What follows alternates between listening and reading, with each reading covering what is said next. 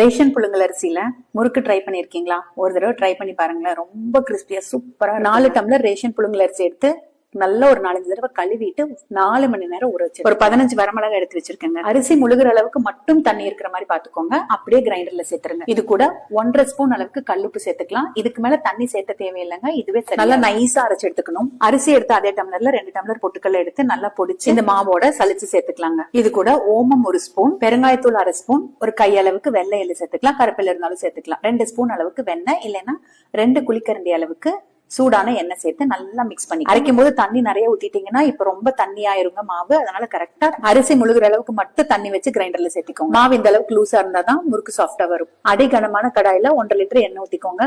எண்ணெய் நல்லா சூடாகிறதுக்குள்ள நம்ம முறுக்கு புழிஞ்சுக்கலாம். வேஷ்டி துணி இல்லைன்னா ஈரல் துணி இருந்ததுன்னா நனைச்சு போட்டுக்கோங்க. கொஞ்சம் தள்ளி தள்ளி பிழிஞ்சு விட்டுட்டு அப்புறமா கையில எடுத்து, இல்ல இப்படி உங்களுக்கு எடுக்க தெரியலன்னா கரண்டியோட பேக் சைடு எண்ணெய் தடவி அதுல பிழிஞ்சுக்கோங்க. பிழிஞ்சிட்டு அப்படியே எண்ணெய்க்குள்ள போட்டு